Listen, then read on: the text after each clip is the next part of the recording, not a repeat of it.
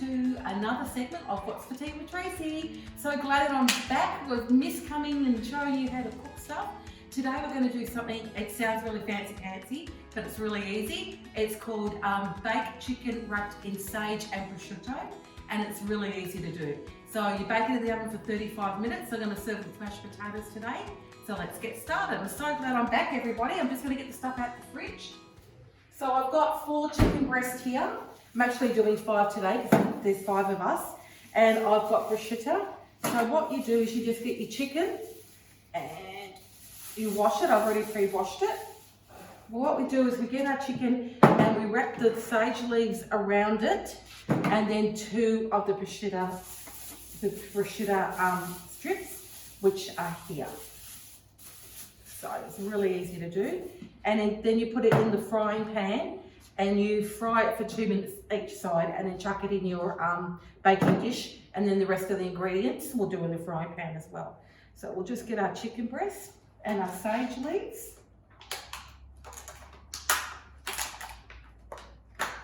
Okay, so you get your sage leaves like this. I'll just wrap it around and I'll get back off, and then Carolyn can come and show you what we do, how it looks. So you put 2 sage leaves on the chicken like that. So if Carolyn wants to come and do a close-up for you. That's brilliant. And then we get a prosciutto.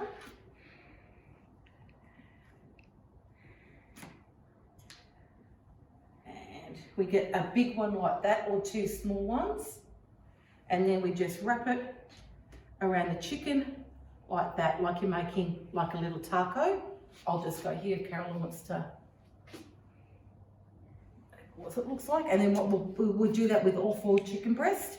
Do you need to attach the prosciutto to the chicken? No, because when you fry it, it sticks to the chicken in the frying pan, and that acts like your glue. Okay, so we do another one.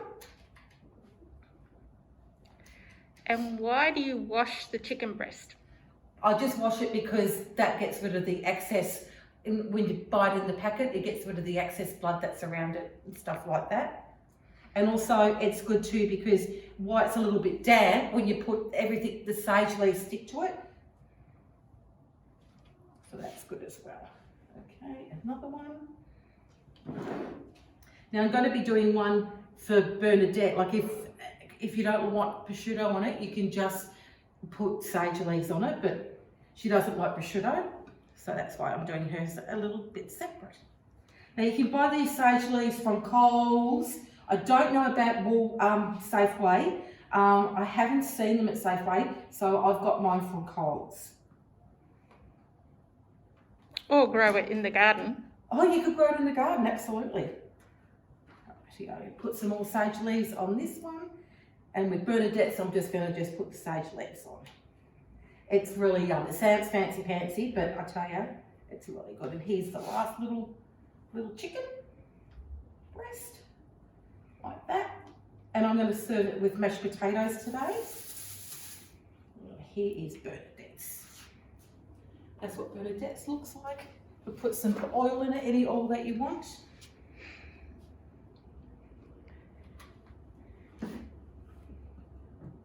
So all it is a matter of putting the chicken in the pan, and you put it like this.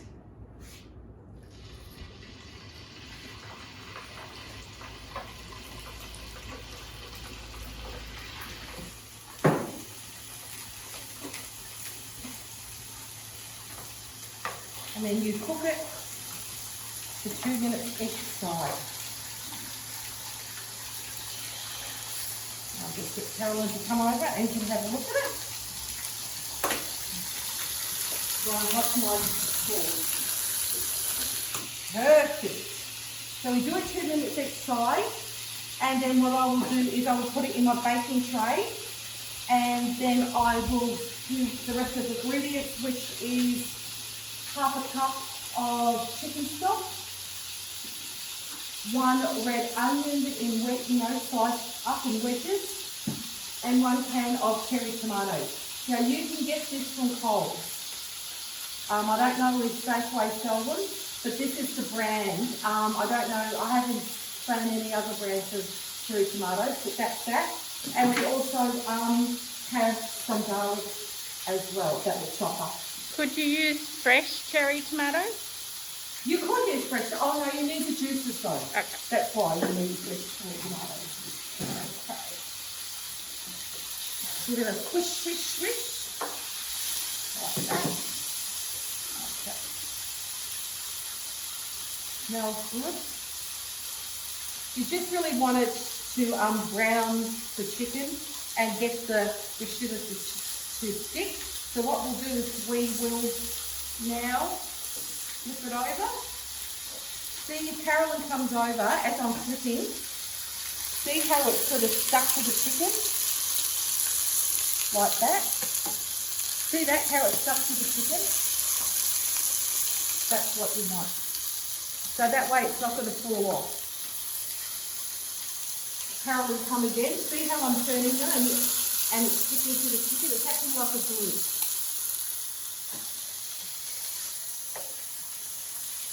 I wonder how's everyone been doing in isolation? I hope everyone's been keeping safe. It's nice now that a few of the things have been listed, like you can go to the playground or go for a walk now, which is really, really nice. So that makes a big difference.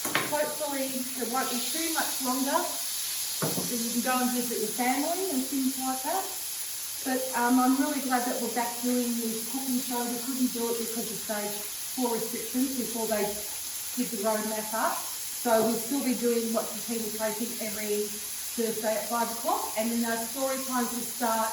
When will our story time start again, Carolyn? I think it's after the school holidays. After the school holidays, our story times will be starting. We're all excited. We're all back here. Everyone's wrapped. Because I must say I've missed doing this, and Carolyn and I have missed doing our filming and everything like that. So we're really glad that we're back for What's the Tea with Tracey. And this is a really easy dish to do too, because basically most of the cooking's done in the baking tray. All you need to do is preheat the oven to 180 degrees.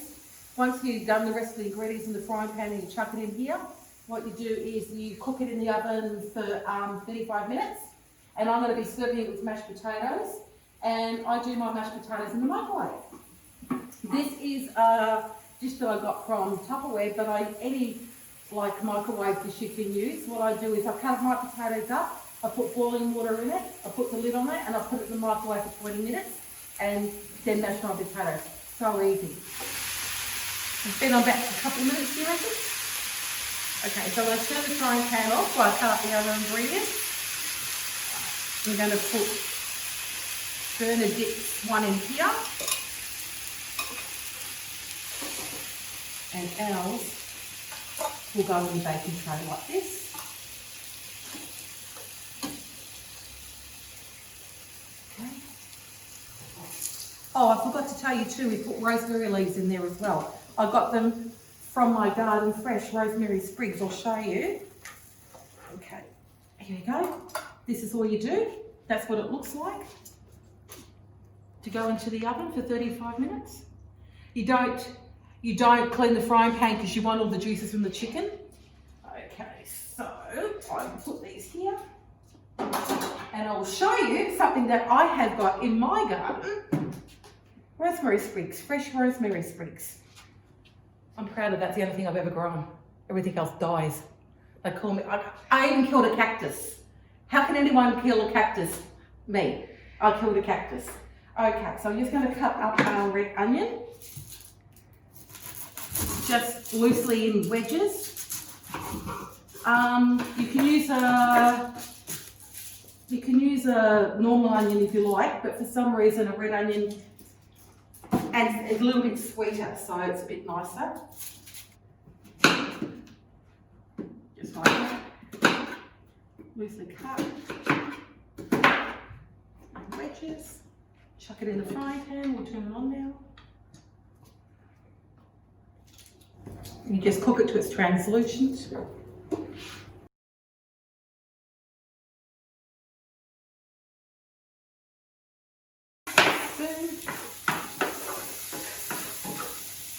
Carolyn wants to come come over. Oh, God, I'm gonna cry. We'll have to get you some onion glasses. I thought it was only silly brown onions that did this. Okay, that's not true, folks at home. Now that's cooking. We'll put in our garlic.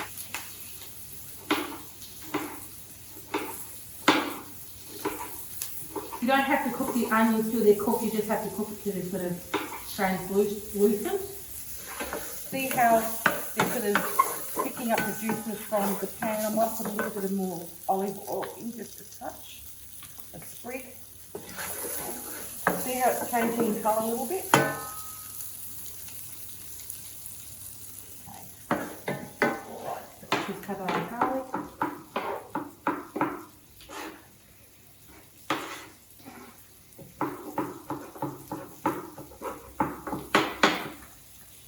Okay, as well.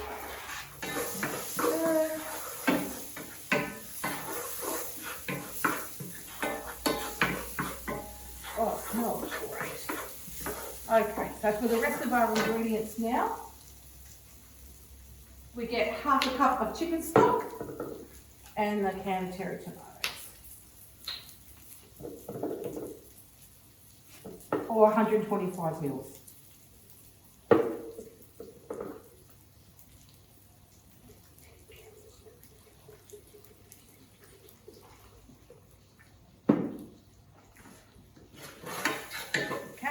Now you get your can of cherry tomatoes.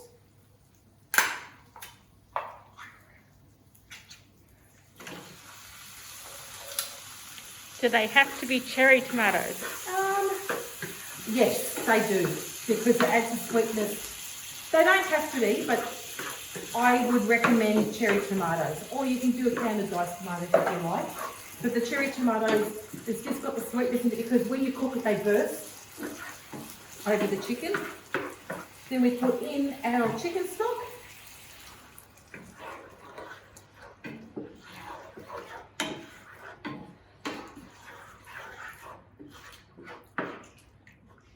Like that. Just bring it to the boil.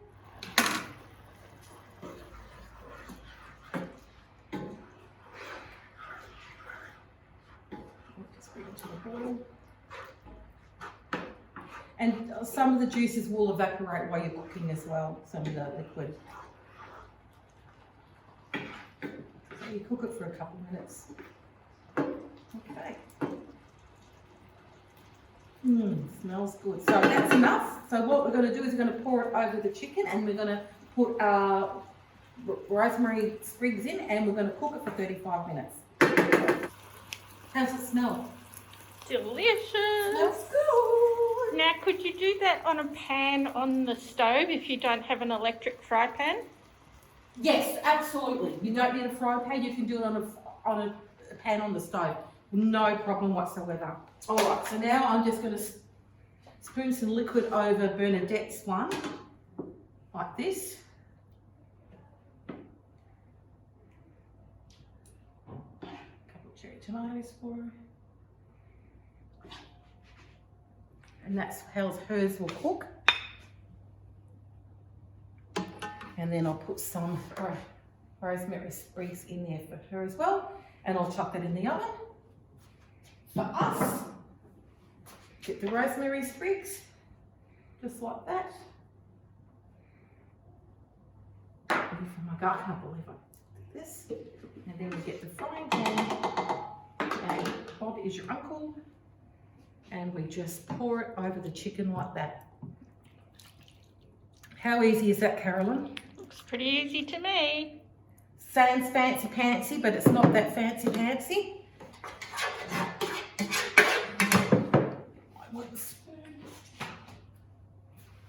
And you just spread it over the chicken like that. Bake it for 35 minutes. The rest of the ingredients in.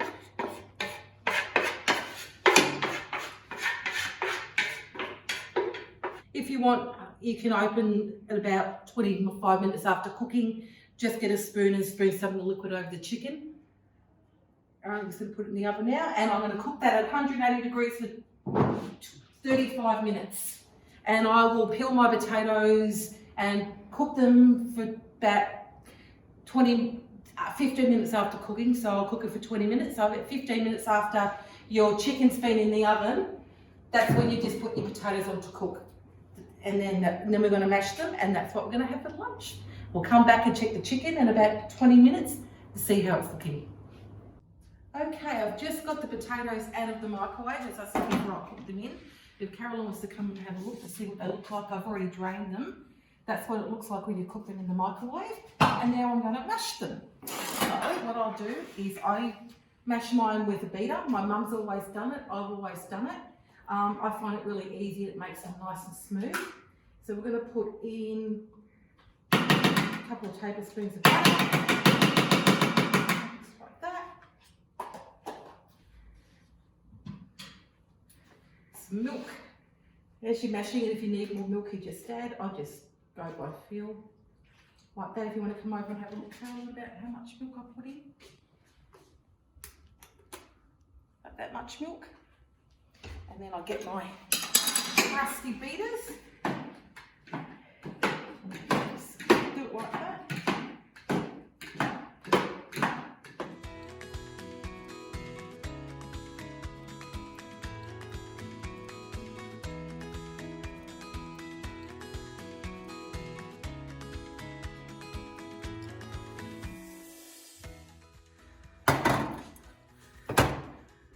What do you reckon?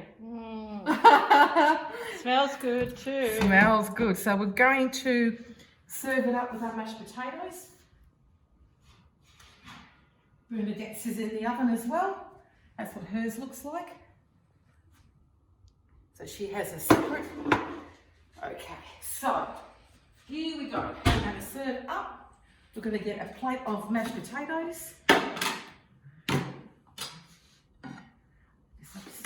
Some spuds. That way you can feel all the liquid. And then we will grab our chicken. So I'll just grab, I'll push that out of the way. Just grab it out like this. Take the rosemary sprig, put it on your plate, and grab your spoon and put some cherry tomatoes over it, like that, and some sauce. And there's your baked sage and prosciutto chicken. Well, thank you so much for joining me today. As I said, I'm so pleased that we're back filming. Next week, I'm going to make an Indian veggie curry with steamed rice. So I'll see you next week, 5 o'clock, Lots of Tea with Tracey. Stay safe, look after each other. Don't forget social distancing, and also please wear your mask when you're outside. Have a lovely day and enjoy the rest of your week. Bye.